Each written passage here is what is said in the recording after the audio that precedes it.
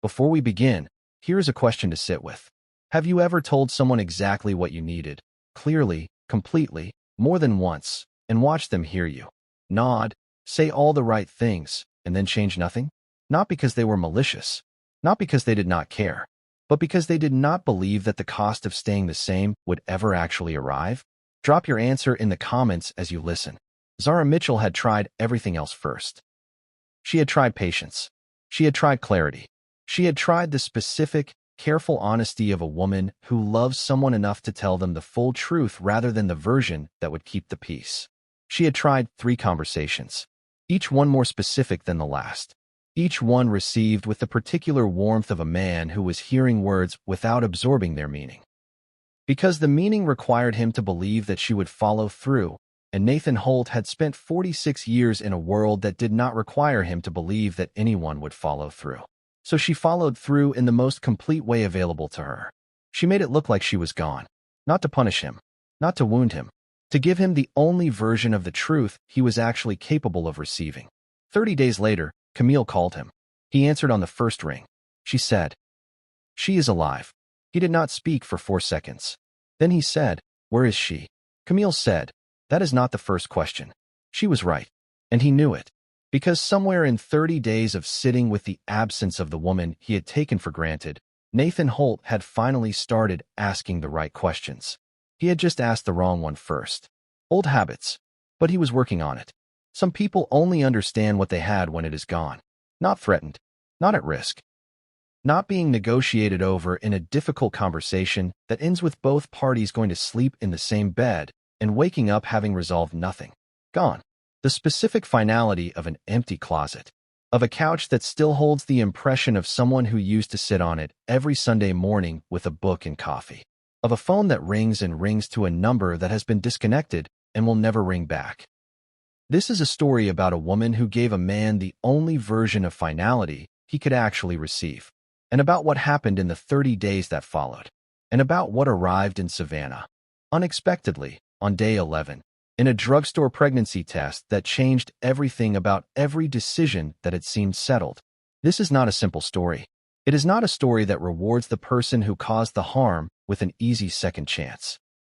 It is a story about what it actually costs to earn back trust, what it requires of a person to genuinely change versus performing change for an audience, and what a woman who has reclaimed herself after 18 months of slowly losing herself looks like when she decides, from a position of complete wholeness, what she wants next. If you have ever loved someone who needed to lose you to understand you, this story is yours. If you have ever had to become invisible to finally be seen, this story belongs especially to you.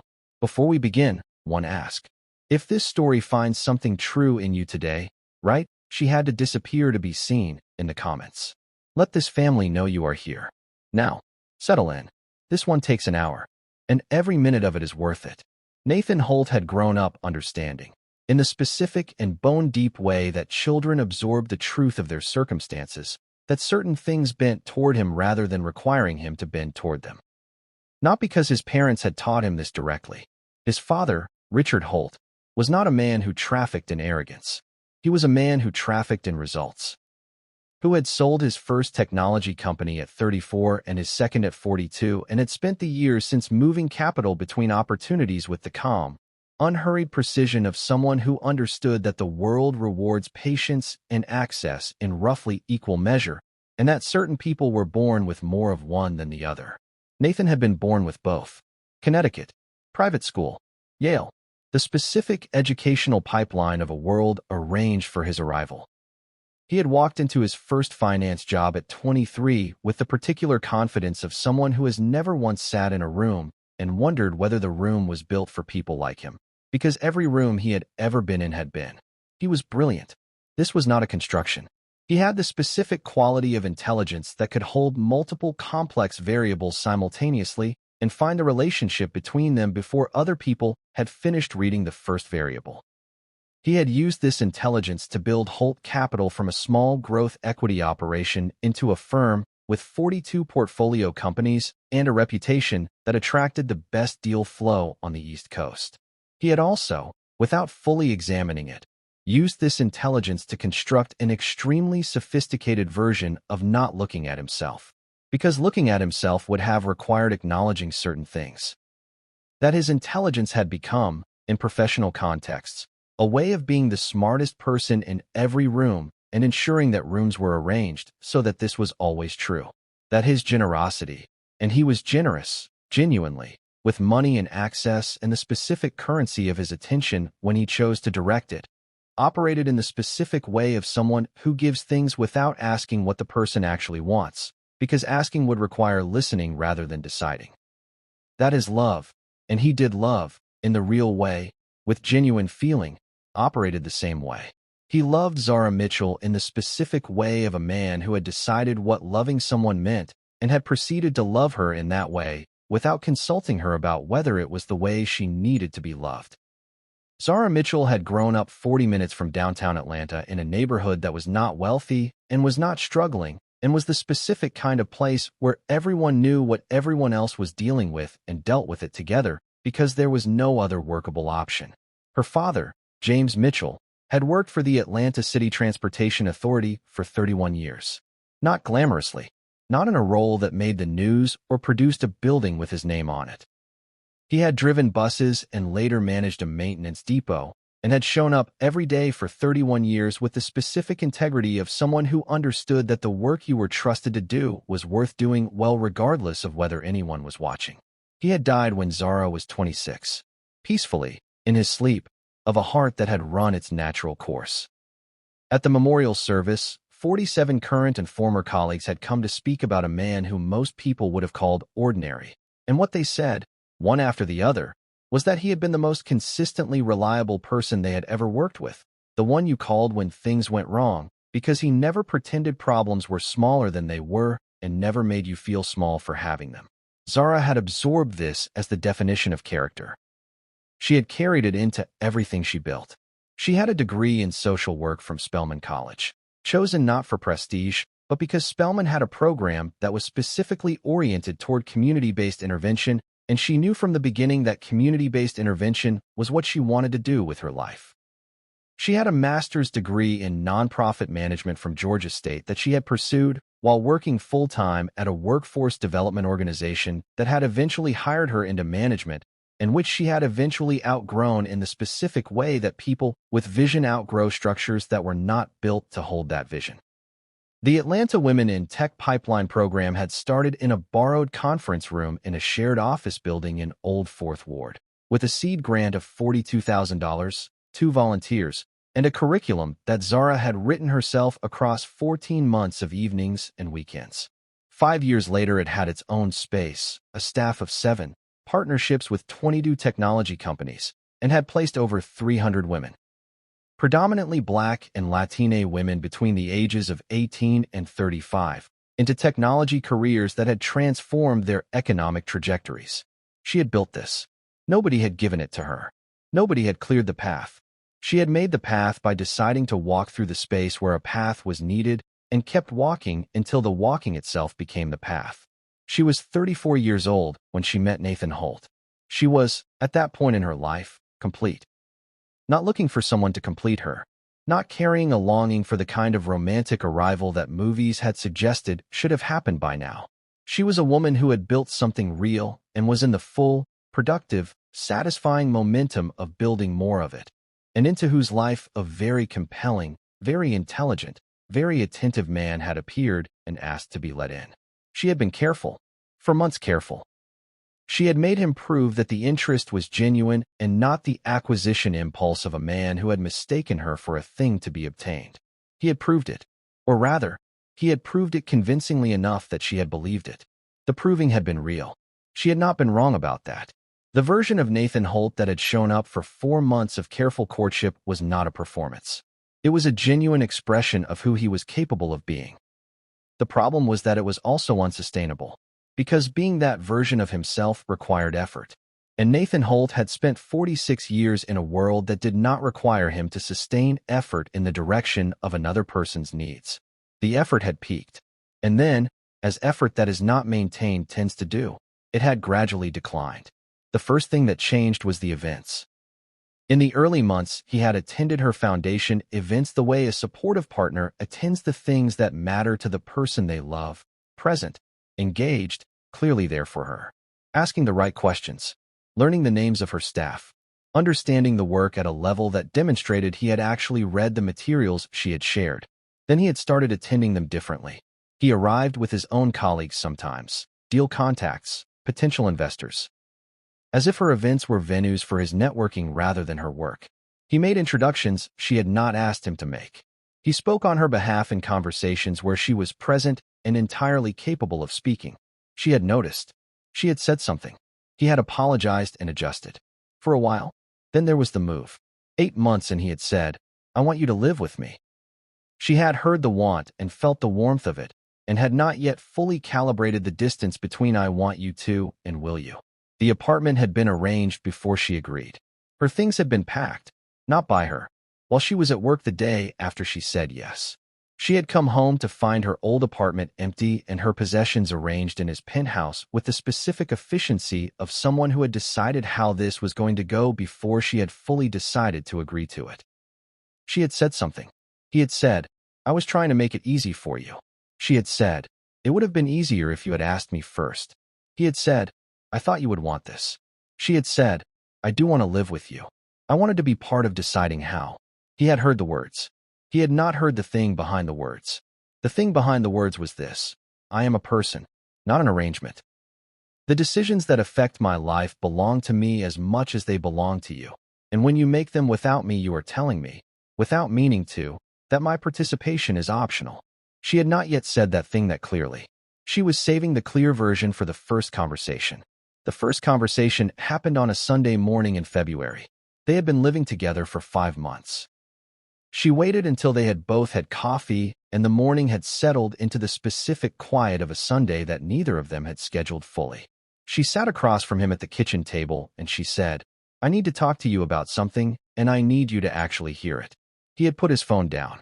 She had said, "When you make decisions about our shared life without consulting me, the move, the events, the introductions, you are communicating something to me that I do not think you intend to communicate. You are communicating that my participation in decisions about my own life is optional, that your vision of what is good for us is sufficient without my input. And I need you to understand that that is not a small thing for me. It is a fundamental thing." He had listened. His expression had been the expression of a man who was genuinely receiving something difficult and finding it uncomfortable in a way that suggested he was taking it seriously. He had said, "I hear you. And you are right. I have been operating on assumptions about what you want rather than asking. I am going to work on that." She had said, "Thank you." She had believed him. For 6 weeks he was different. He asked before deciding. He ran things by her. He checked in before confirming. It was not perfect, but it was real effort, and she had received it as real effort because it was. Then, in the 7th week, an invitation had arrived for a charity gala, and he had RSVP'd for both of them and told her afterward. She had said nothing in the moment. She had made a note. The second conversation happened in April. It was harder because it came with specific examples, and because specific examples are harder to receive than general principles. She had said, "I want to give you a list of specific things that have happened in the past 8 weeks since our first conversation. Not to accuse you, to show you what the pattern looks like from where I am standing." She had given him the list. He had heard it. His response had been thoughtful and specific, and she had believed, sitting across from him at the same kitchen table, that this time the hearing would produce something more durable.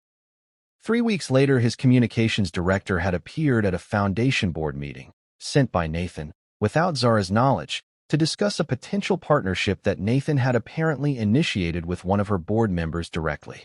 Zara had found out from the board member afterward. She had sat in her office for 20 minutes. Then she had driven home. She had said, "Nathan, I need you to understand something about what just happened." He had said, "I was trying to help." She had said, "I know you were. And I need you to understand that the help you offer without being asked, in spaces that are mine, is not experienced as help. It is experienced as you deciding that your judgment about my work supersedes mine." He had said, "I do not think that."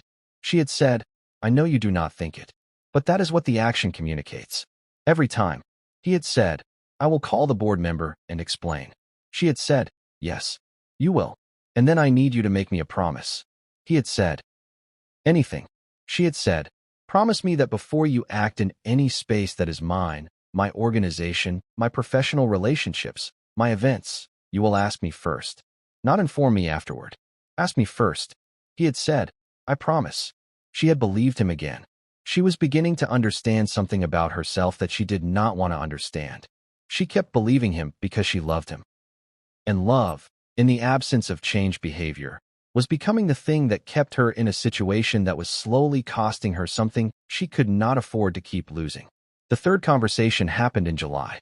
By July, Zara had been in therapy for 3 months. Not because the relationship had broken her. She was too clear-eyed for that. But because she had started to notice, with the precise attention she brought to everything, that she was making herself smaller in ways she was not always catching in real time. She was censoring herself at his events, modulating her opinions because she had learned that certain of his colleagues responded to her with the specific evaluating attention of people who were deciding whether she belonged in the room, and she had started performing a version of herself that was easier for that room to receive. She was not telling him things, not because he had asked her not to, because she had gradually learned that telling him things led to him deciding things about them. She was arranging her schedule around his without being asked. She was becoming quieter. She had sat in her therapist's office and said, I am becoming someone I do not recognize, and the specific mechanism of it is that I keep telling him what I need, and he keeps hearing me and changing for a short time, and then returning to the previous pattern because he does not actually believe I will leave. Her therapist had said, Will you? Zara had looked at her. She had said, I do not want to leave. I want him to understand. Her therapist had said, those might require different actions. The third conversation was the quietest. She had said, Nathan, I need you to hear something I have not said clearly enough in the first 2 conversations. He had put his phone down. She had said, I love you. That is real, and I am not performing it. But loving you has required me to make myself smaller for long enough that I am beginning to lose the original shape of myself. And I am not willing to do that. Not because I do not value what we have, because I value who I am, and I will not trade one for the other. He had said, I do not want you to be smaller. She had said, I know, and I need you to understand that the behaviors we have discussed 3 times now produce that result regardless of your intention. And the fact that they keep recurring after you have promised to address them tells me one of 2 things.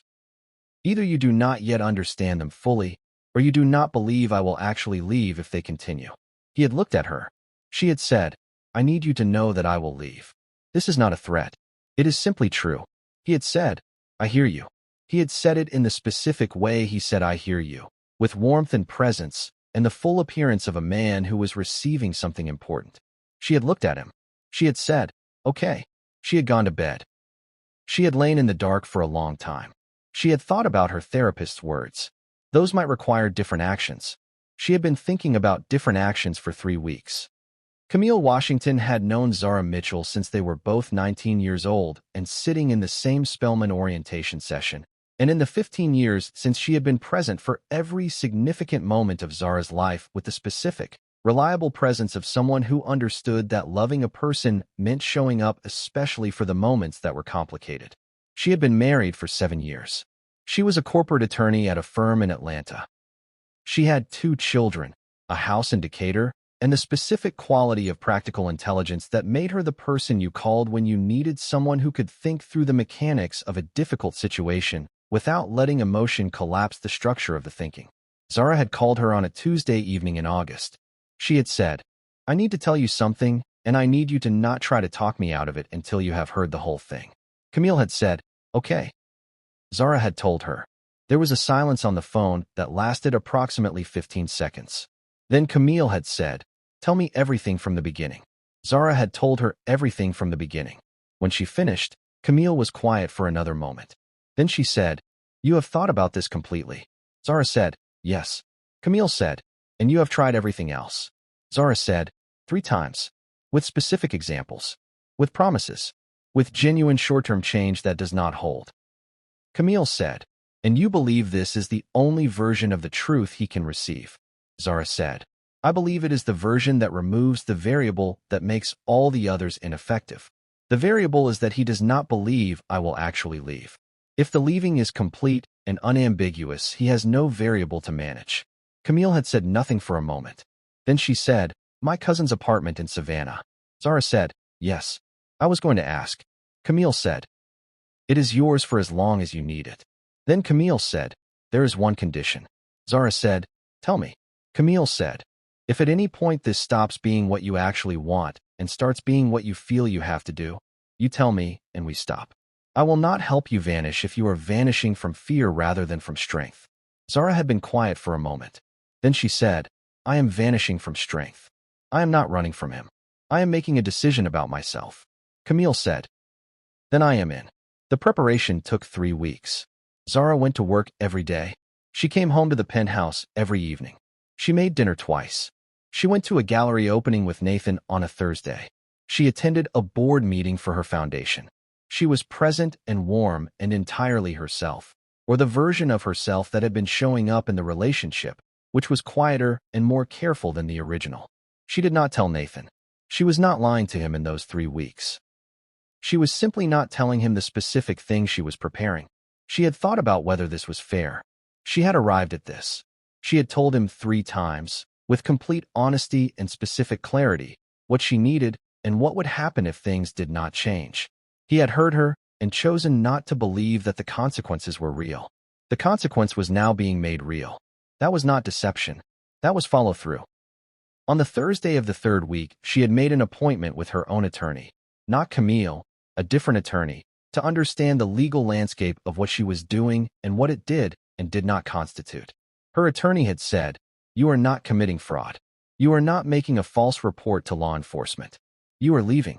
The manner of your leaving is dramatic but not criminal.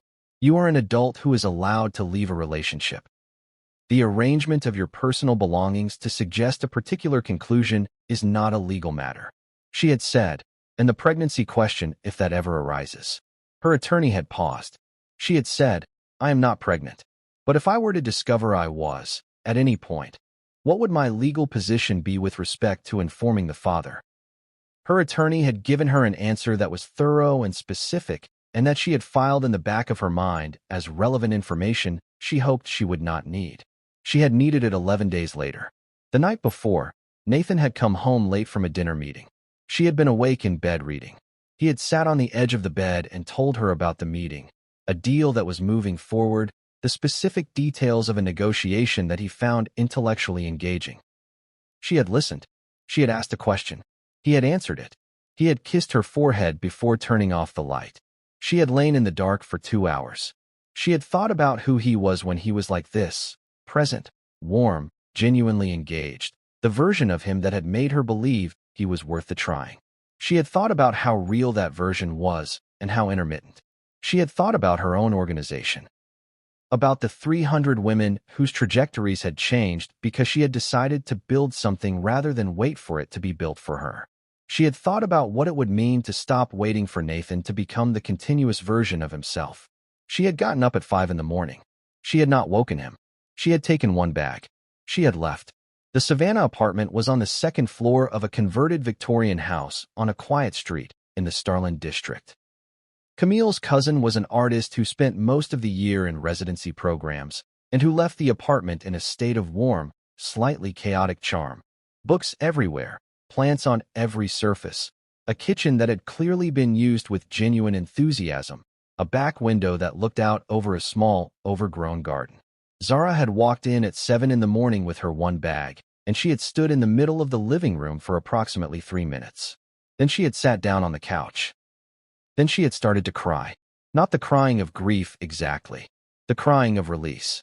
The specific physical response of a body that has been holding something very tightly for a very long time and has suddenly been permitted to set it down.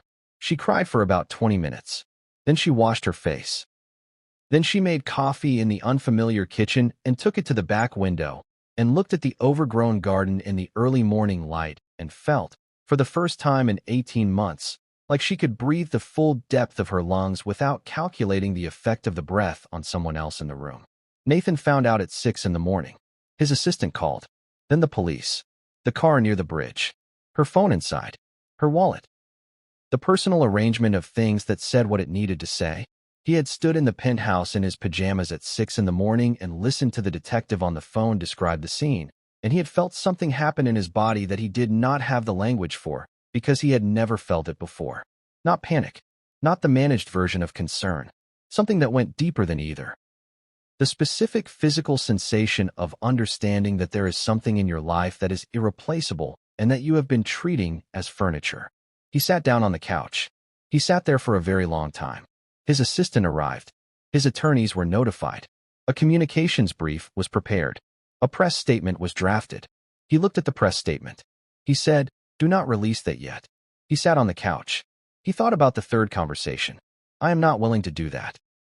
Not because I do not value what we have, because I value who I am." He had said, "I hear you." He had not changed. He had not believed she would actually leave. He sat on the couch for 4 hours that first day.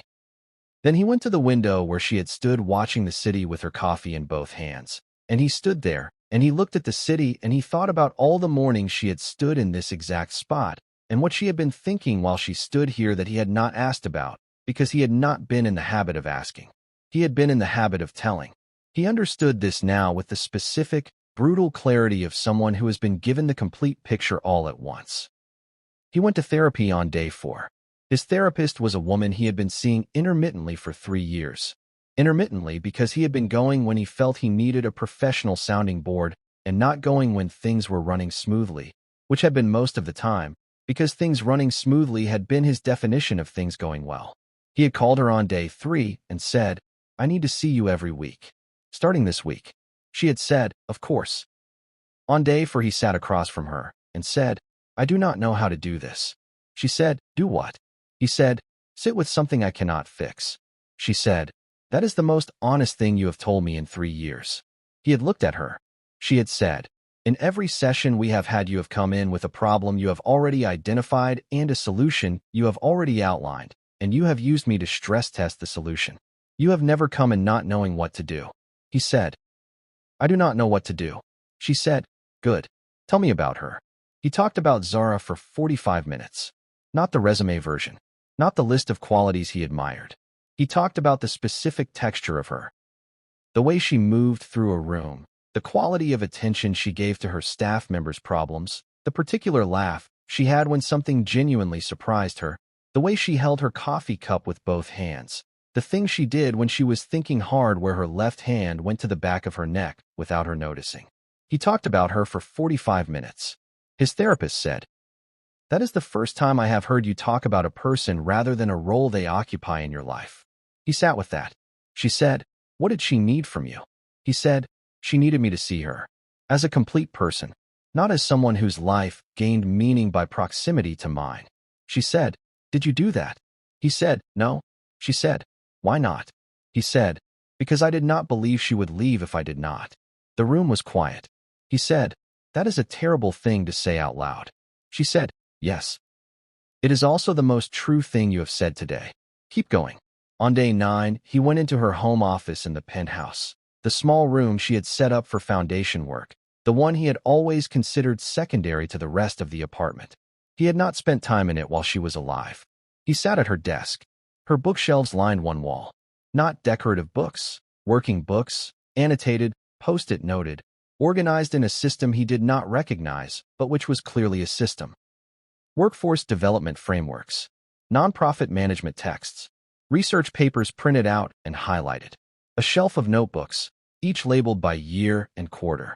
He took one of the notebooks off the shelf. He opened it.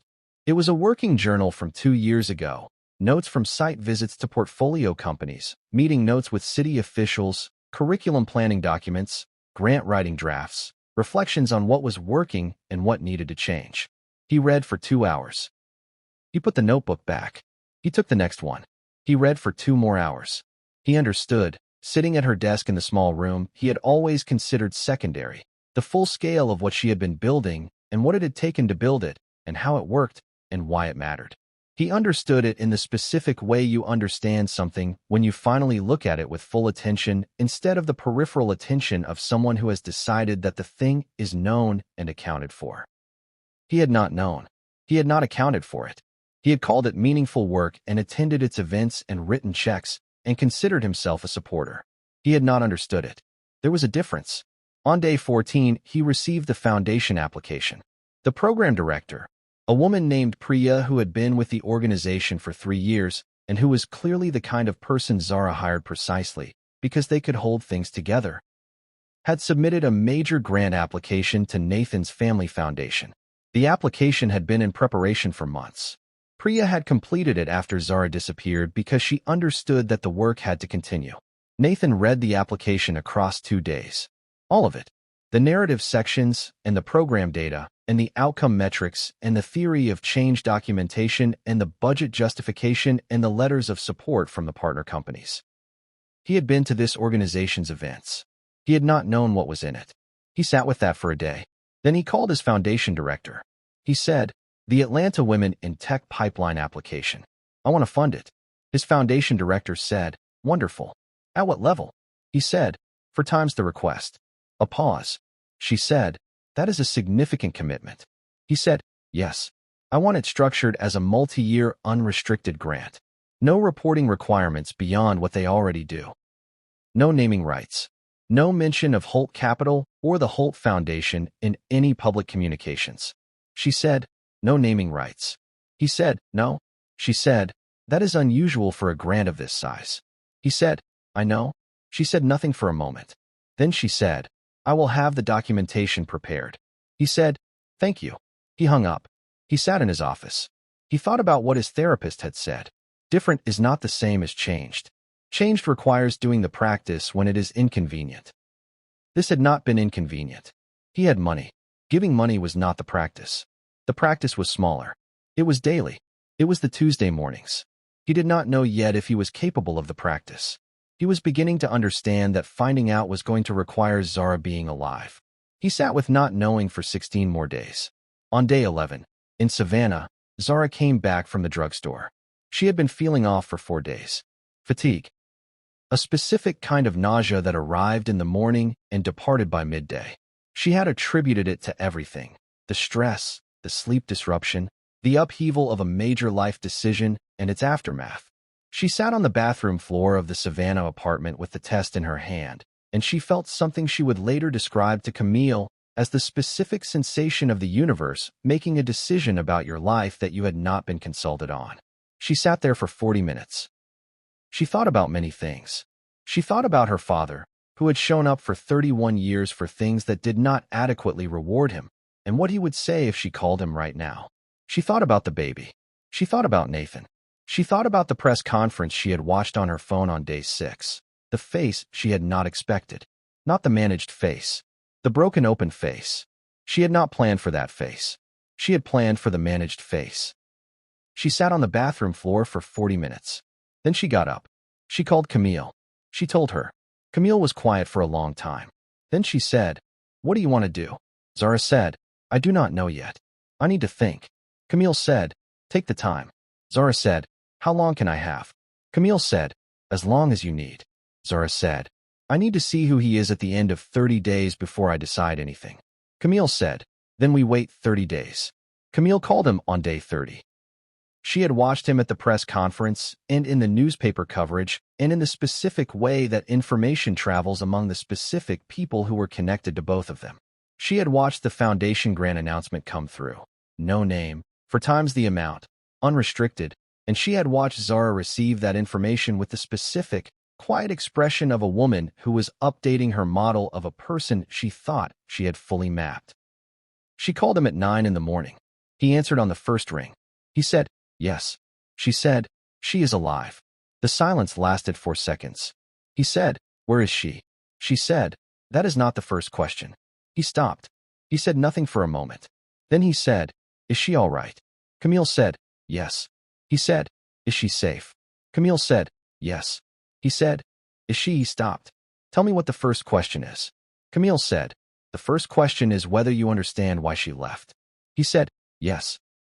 Camille said, "Tell me." He said, "She told me 3 times, with complete specificity, what she needed and what would happen if it did not change. She believed, correctly, that I was not taking the consequence seriously because I did not believe she would follow through. The only way to make the consequence real was to make it complete. She left completely, so I could not manage my way around the leaving. Camille was quiet. She said, "And what did 30 days of that teach you?" He said, "That I have been loving her in the way that felt right to me rather than the way that was right for her. That I have been treating the most important person in my life as a permanent fixture rather than as a person who had needs and preferences and a complete interior world that I was supposed to be curious about rather than arranged around. That I have been present for the big things and absent for the daily ones, and she needed the daily ones more than the big ones." Camille said, "There is something else." He said, "Tell me." Camille said, "She is pregnant." The silence after that was longer than 4 seconds. He said, "She did not know when she left." Camille said, "No?" He said, "She found out alone." Camille said, "Yes." He said, "How long?" Camille said, "She found out on day 11. He said nothing for a moment. Then he said, "She has been carrying this for 19 days alone." Camille said, "Yes." He said, "Does she want to see me?" Camille said, "She wants to make a decision about whether seeing you makes sense. She needs 48 hours. He said, "I will wait as long as she needs." Camille said, 48 hours. Use them well." She ended the call. He used them. Not the way he had used difficult 48 hours before, by mobilizing resources, by developing options, by running scenarios. He sat with it. He called his therapist. He said, "She is alive. She is in Savannah. She is pregnant. I have 48 hours before she decides whether she wants to see me." His therapist said, "How do you feel?" He said, "I feel." He stopped. "I feel like the 30 days was the education and the 48 hours is the test, and I do not know if I have been changed enough to pass it." His therapist said, "What would passing look like?" He said, "I think passing looks like showing up in Savannah as exactly who I am right now, not who I was when she left, and not a performance of who she needs me to be. Passing looks like being honest about what I understand and what I still do not, and what I am working on, and what I am asking for, and what I am not asking for." His therapist said, "What are you not asking for?" He said, "I am not asking her to come back to what she left. I am asking whether there is a version of what comes next that she is willing to build with me, where her work is hers and her life is hers, and I am in it, as someone who is learning to be a full partner rather than a decision-maker with affection." His therapist said, "And the baby?" He said, "The baby is hers. The decision about what happens next is hers. I have a position that I want to share with her. I do not have a claim." His therapist was quiet for a moment. She said, "Nathan, that is the most complete answer you have given me in 3 years." He said, "I have been practicing." She said, "I know. Go find her." On the morning of the 48th hour, Zara called him herself. She said, "I am in Savannah." He said, "I know." She said, "I am going to tell you something, and I need you to listen without responding until I am finished." He said, "Yes."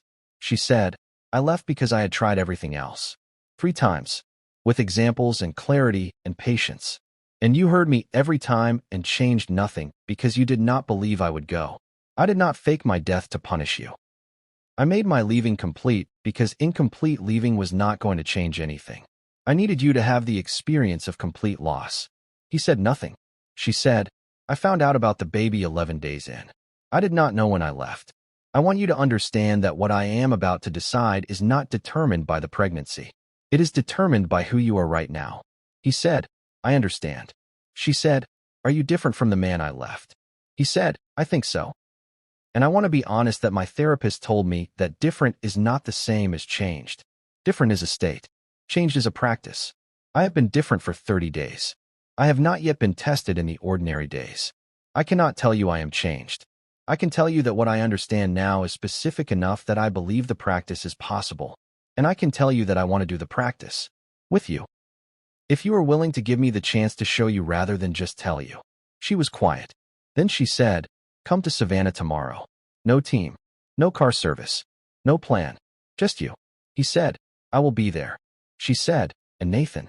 He said, "Yes."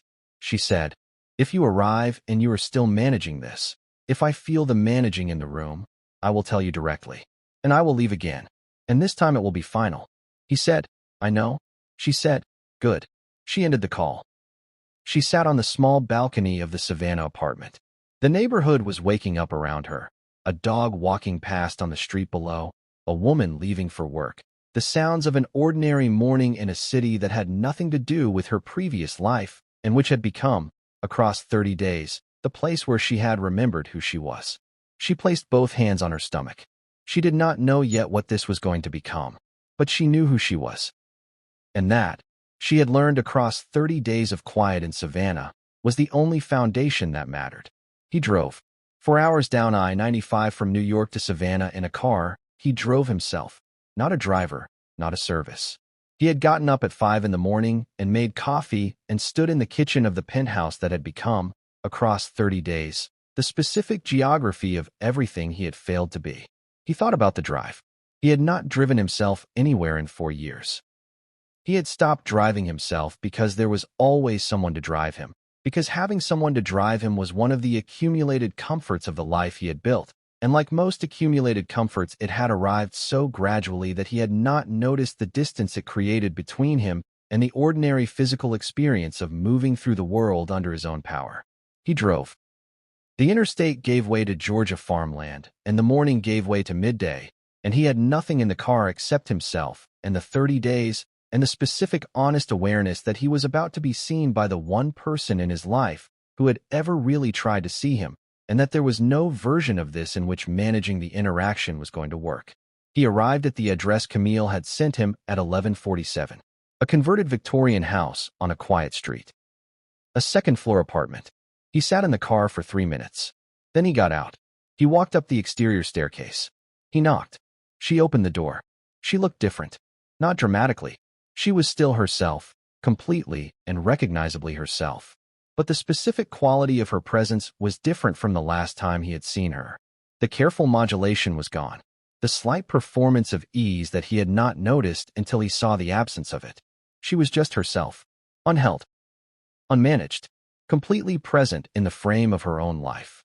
She looked the way she had looked when he met her at the panel, complete and self-contained, and entirely not waiting for his reaction to tell her who she was. She looked at him for a moment. He said, "Thank you for letting me come." She stepped back. He went in. The apartment was warm and slightly chaotic in the way of spaces that have been lived in genuinely. Books on the coffee table, plants doing well in the window light. A blanket folded on the couch that she had clearly been using. A half-finished cup of tea on the kitchen counter. Evidence of a life being lived simply and fully. He did not comment on the apartment. He sat in the chair she indicated. She made coffee. She sat across from him. She said, "Tell me what 30 days looked like." He told her. He told her about the couch on day 1, about the therapist on day 4, about the notebook on day 9, about the foundation grant, about the specific questions his therapist had asked and what the answers had produced, about what he understood now about the difference between loving someone in the way that felt right to him and loving someone in the way that was right for them. She listened without interrupting. When he finished, she said, "The notebooks." He said, "Yes." She said, "You read my working journals." He said, "2 of them. 2 years and 3 years ago. I sat at your desk for 4 hours." She was quiet. He said, "I did not know the full scale of what you had built. I thought I knew because I had attended the events and read the press. I did not know. Reading those notebooks, the actual working documents, the daily thinking, the problems, and the solutions, I understood for the first time that what you have built is not just important work. It is a specific, complete, extraordinary vision of how the world should work, implemented with a precision and a patience that is genuinely exceptional. And I had been in proximity to it for 18 months, treating it as a category rather than a world." She looked at him. She said, "That is the most accurately you have ever described my work." He said, "I know. I am sorry it took 4 hours alone at your desk to arrive there." She said, "What else?" He said, "I understood why you could not keep losing yourself to be with me. I understood it not as an abstract principle, but specifically. You are not someone who can be a complement to another person's life. You are too complete for that. And asking you to be that, even without meaning to, even through the accumulated small decisions of a man who thought his good intentions were sufficient, was asking you to become less than you are. And you were right to leave rather than do that." She was quiet for a long time. Then she said, "The grant." He said, "Yes." She said, "No name." He said, "It is not my organization. Your name should be on the things you built. My name on it would have been about me." She said, "Why 4 times the amount?"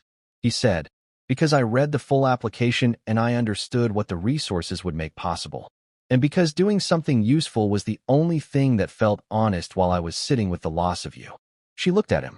She said, "You understand why I am not going to read this as proof that you have changed." He said, "Yes, I understand completely. Money is not the practice. The practice is the Tuesday mornings. The practice is asking rather than deciding. The practice is being curious about you rather than certain about you. And I have not done that practice yet. I have only done 30 days of preparing to understand that the practice is necessary." She said, "Yes." He said, "I am asking you to let me do the practice. Not in the penthouse arranged around my schedule. In something we build together. Where your work is yours and your organization is yours and your time is yours and I am in it. As someone who wants to learn how to be present without being in charge." She sat with that. He did not fill the silence. He let her sit with it. That was different. She noticed that he was letting her sit with it. She noticed that he had not moved to resolve her silence. She said, "The baby." He said, "Yes." She said, "I have not decided what I want the structure of that to look like. I know that I am keeping this baby. I know that you are the father. Everything else I have not decided." He said, "I want to be in this child's life. I want to be a present father. I want to earn that. But I understand that earning it is a process and that the process requires you to decide the pace and the conditions, not me." She looked at him. She said, "You said earn." He said, "Yes." She said, "You have never used that word about anything in your life." He said, "I know. I am learning what it means." She looked at him for a very long time. Then she said, "Stay for dinner." He said, "Yes." He stayed for dinner. He washed the dishes afterward. She sat at the kitchen table watching him wash the dishes in the small Savannah kitchen with the specific observation of a woman who was calibrating what she was seeing against what she was hoping for. She said, "You did that without being asked." He said, "Yes." She said, "Why?" He said, "Because you made dinner and it was my turn." She said nothing for a moment. Then she said, "That is a Tuesday morning." He said, "I know." He did not stay in Savannah that night. She had not asked him to. He drove back to New York in the evening. He called his therapist from the car. He said, "I think I am beginning to understand the difference between different and changed." She said, "Tell me." He said, "Different is knowing the right things. Changed is doing the right thing when you have not been prompted." Washing the dishes was a Tuesday morning. It was small. It was the right thing. I did it because it was the right thing and not because I was being watched. She said, "That is a beginning." He said, "Yes." She said, "The practice continues when it is inconvenient." He said, "I know." She said, "How do you feel?" He said, "Like someone who has been handed a second chance they do not deserve and who is trying to understand what not wasting it actually requires." She said, "That is exactly right." Zara came back to New York in February, not to the penthouse. She had been clear about that. The penthouse was his space arranged around his life, and she was not going to begin a new chapter inside the architecture of the old one. They had found an apartment together. In Brooklyn, her choice of neighborhood. She had wanted something with the specific residential warmth of a place where people lived their lives rather than displayed them. A building with a doorman and good light, and a second bedroom that would become the baby's room. She had equal say in every decision. He had asked, not told. He had been tested in the first month. A situation where the old version of him had tried to arrange something about her foundation's participation in an event without consulting her first. The old pattern arriving with its old ease. He had caught it himself. He had not told her what he almost did. He had told his therapist. His therapist had said, "You caught it. That is the practice. Keep catching it." He had kept catching it. He was still learning. He would always be learning. She was back in Atlanta 2 days a week for the foundation. The work had not stopped, was not going to stop, was in fact expanding in ways that the Holt Foundation grant had made possible. She had hired a deputy director. She was planning a second city. The work was entering its next phase. He attended one foundation event in April. She had invited him. He came as her partner. Asked questions, listened to her staff, learned the names of the women in the current cohort, sat through the entire program without once making an introduction or an arrangement or a decision that was not his to make. On the way home, she had taken his hand in the car. She had not said anything. He had not said anything either. Some things did not need to be said. They were learning that together. Their daughter was born in July. She had her mother's eyes. She had her father's jaw. Zara had chosen the name. He had said, "Perfect." He had meant it. In the hospital room, after the doctors and nurses had given them their first quiet hour together, Nathan had held the baby and looked at Zara on the bed, tired and present and completely herself. And he had said, "I know I do not deserve this." She had said, "You do not deserve it yet. You are earning it." He had looked at her. She had said, "Welcome to the practice." He had looked down at the baby in his arms. He had understood, for the first time in his life, what it meant to have something that mattered more than being right. Zara Mitchell tried everything else first. She asked. She was specific.